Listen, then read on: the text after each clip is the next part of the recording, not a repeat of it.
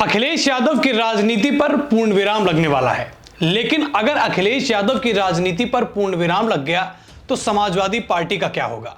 नमस्कार, स्वीकार करिए, मैं हूं वैभव दीक्षित। देखिए, पूर्ण विराम लगने का मतलब यह नहीं होता कि राजनीति खत्म हो गई या फिर वो पार्टी खत्म हो गई। पूर्ण विराम लगने का मतलब होता है कि किसी भी पार्टी का अब वो समय आ गया है कि वो सत्ता में आने के लिए बहुत लंबा संघर्ष करने वाली है, लंबा संघर्ष कर रही है। अखिलेश यादव के साथ अब यही स्थिति हो रही है। इसीलिए मैंने पीछे लिखा है अखिलेश के पास आखिरी मौका। अखिलेश के पास आखिरी मौका क्यों है, अब मैं आपको वो बताता हूं। लेकिन उससे पहले मैं अखिलेश यादव का डाउनफॉल दिखा देता हूं, जिसकी वजह से अब ये स्थिति आ रही है कि अखिलेश यादव की राजनीति पर, समाजवादी पार्टी पर पूर्ण विराम लगने वाला है। तो पहले मैं आपको अखिलेश यादव का डाउनफॉल दिखा देता हूं। देखिए, इसमें लिखा हुआ है कि 2012 में ये पहले मुख्यमंत्री बने, जो हम और आप अच्छे से जानते हैं। उत्तर प्रदेश के मुख्यमंत्री बने अखिलेश यादव पहली बार, और उसके बाद पूर्ण बहुमत सरकार बनाई 2012 में ही। फिर 2014 लोकसभा चुनाव में विफल रहे, समाजवादी पार्टी कोई अच्छा प्रदर्शन नहीं कर पाई। फिर 2017 में हारे।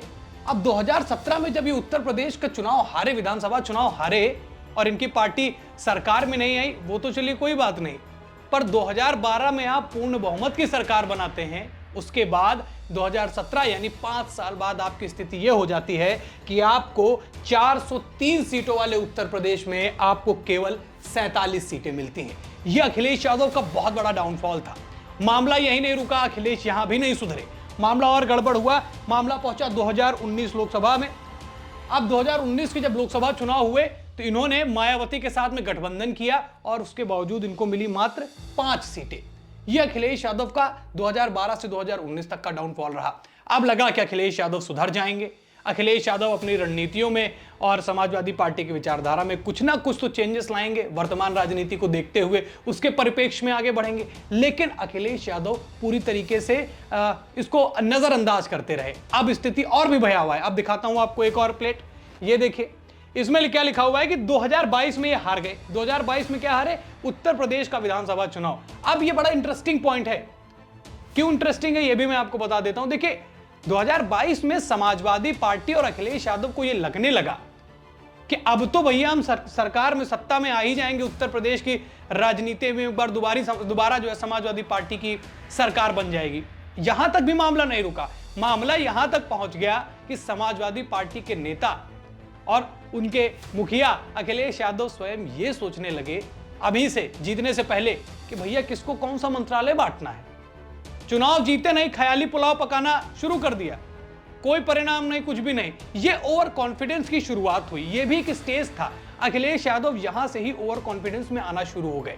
19 तक मैंने बताया क्या स्थितियां रही, 22 में ओवर कॉन्फिडेंस में आए। फिर भी 2022 में भी समाजवादी पार्टी, हाँ, थोड़ी सीटें बढ़ी 2017 की अपेक्षा, लेकिन सरकार बनाने में नाकामयाब हुए। अब बात करते हैं 2024 लोकसभा। बहुत अच्छे से आप जानते हैं, अच्छा प्रदर्शन किया समाजवादी पार्टी ने।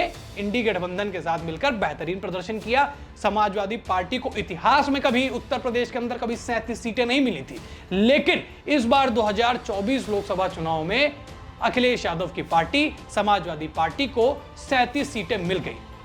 अब एक तरफ जहां समाजवादी पार्टी और उनके नेता इस जीत का जश्न मना रहे थे, उसी समय भारतीय जनता पार्टी के नेताओं ने एक अलग अपना मोटो दिखाया। इस बात को लेकर एक अपना अलग माइंडसेट दिखाया। उन्होंने कहा ये तुक्का है, ये तुक्का लग गया।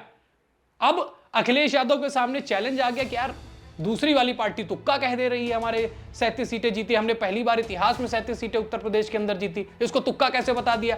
अब भारतीय जनता पार्टी इसे तुक्का साबित करने में लग गई, और अखिलेश यादव ने इस बात को भी दरकिनार किया और अपने ओवर कॉन्फिडेंस में और आगे बढ़ गए। जैसे 2022 में थे, वो यहां लेवल था, 24 वाले लोकसभा के बाद यहां पहुंच गया।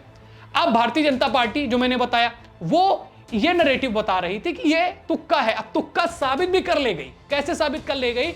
जब बात आई 2024 में उत्तर प्रदेश के उपचुनाव में 9 सीटों पर दोस्तों चुनाव हुआ। अब यहां पर कुछ ऐसी भी सीटें थी जहां मुस्लिम बहुल क्षेत्र है, और सबको पता है, उत्तर प्रदेश की राजनीति में दिलचस्पी रखने वाले उन सभी लोगों को पता है कि उत्तर प्रदेश में अगर मुस्लिम का वोट सबसे ज्यादा किसी को मिलता है तो वो है समाजवादी पार्टी। अब समाजवादी पार्टी इसमें भी ओवर कॉन्फिडेंस में कह रहे यार अब तो ऐसी ऐसी जगहों पे उपचुनाव है जहां हमारे पहले विधायक रहे, हम जीतेंगे फिर से, और 37 लोकसभा सीटें जीत के आए, हल्के में थोड़ी हैं।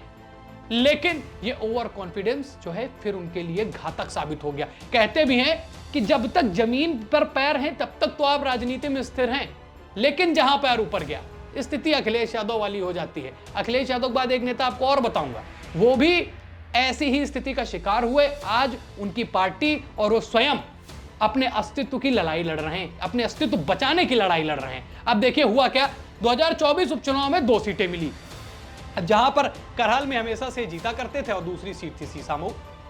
बाकी सब जगह ये हार गए। और सबसे बड़ा जो इसमें आश्चर्यजनक चीज रही वो थी कुंदरकी की सीट। कुंदरकी में 65 से 70% जो है वहां पर मुस्लिमों की आबादी है, और वहां पर समाजवादी पार्टी चुनाव हार गई, भारतीय जनता पार्टी ने वहां चुनाव जीत लिया। आप 50 के भी रेशियो में नहीं आ पाए, मतलब आप केवल 9 सीटों में 7 सीटों पर हार जाते हैं और 2 सीटें जीतते हैं। तो यह बहुत बड़ा डाउनफॉल अखिलेश यादव के लिए रहा। अब इस उपचुनाव को कहा क्या जा रहा था कि यह सेमीफाइनल है 2027 विधानसभा चुनाव का, और 27 वाला फाइनल होगा। देखिए मैं कहता हूं कि यह क्वार्टर फाइनल था, फाइनल होगा अयोध्या वाली सीट, फैजाबाद वाली सीट पर मिल्कीपुर में। अब वो मिल्कीपुर फाइनल क्यों कह रहा हूं, क्योंकि यहां तो डामाडोल समाजवादी पार्टी का 2 सीटें जीती, जितना हवा में चढ़े थे 2024 लोकसभा चुनाव में जीत के, उतना ही इनके लिए स्थितियां गड़बड़ हो गई। अगर अब ये मिल्कीपुर का भी चुनाव हार जाते हैं तो वो सेमीफाइनल होगा, और वो हारे तो फाइनल में हार तय है। और अगर ये फाइनल हार गए तब तो एक बहुत बड़ी चीज मैं कहने जा रहा हूं, शब्दों को नोट करिए, कि जैसे मायावती और बहुजन समाज पार्टी के साथ में हुआ वही हाल अखिलेश यादव का भी हो जाएगा। देखिए ये बड़े बड़े राजनीतिक विशेषज्ञों का कहना है। बहुत सारी मीडिया रिपोर्ट्स कहती है अगर आप 10 साल जो है सत्ता में नहीं आ पाते हैं, अपनी मौजूदगी बतौर विपक्ष अपने आप को मजबूत नहीं दिखा पाते हैं, तो फिर आने वाला समय आपके लिए घातक हो जाता है। और इनके लिए तो लगभग 10 साल प्लस हो जाएगा। 12 में सरकार बनाई, उसके बाद ये 17 पे जब 17 के बाद से इनका नामो निशान मिटना शुरू हो गया। थोड़ा सा 24 में कॉन्फिडेंस बूस्ट हुआ, लेकिन हालत खराब हो गई। मायावती भी ऐसे ही उत्तर प्रदेश सरकार में आई, बेहतरीन तरीके से जलजला बढ़ा, लेकिन फिर उसके बाद सत्ता से बाहर हुई। तो फिर ऐसी बाहर हुई कि लोकसभा चुनावों में 0 सीटों पर आना शुरू हो गई है बहुजन समाज पार्टी। और इस बात आप इसकी कर लीजिए उपचुनाव की, वहां भी वही स्थिति। अब ये कहीं यही स्थिति अखिलेश यादव के साथ ना हो जाए, इसीलिए तो मैं कह रहा हूं कि अखिलेश के पास अब आखिरी मौका है, और ये मौके पर अगर चौका नहीं मार पाए तो भारतीय जनता पार्टी को अब उत्तर प्रदेश में हटाने के लिए बड़ी जद्दोजहद करनी पड़ जाएगी। और अन्य जो इनके दूसरी पार्टियां हैं उनको भी अब ये अपना नैरेटिव, अपना उत्तर प्रदेश में राजनीति करने का नजरिया बदलना पड़ेगा। मेरी बातों से आप सहमत हैं या नहीं, ये आप हमको कमेंट में बताएं। सवाल आपके लिए मैं छोड़ के जा रहा हूं। सवाल यह है कि क्या अखिलेश यादव 2027 में कमबैक कर पाएंगे या फिर मायावती वाला हाल होगा? अपनी राय कमेंट में हमसे बताएं, वीडियो को लोगों तक शेयर करें, साथ ही अपना उत्तर प्रदेश न्यूज को फॉलो करें। ऐसे ही राजनीतिक विश्लेषण आपको हमारे पेज पर मिलते रहेंगे। फिर मुलाकात करेंगे एक नए राजनीतिक विश्लेषण के साथ, एक नई खबर के साथ। इस खबर में फिलहाल इतना ही, तब तक के लिए धन्यवाद।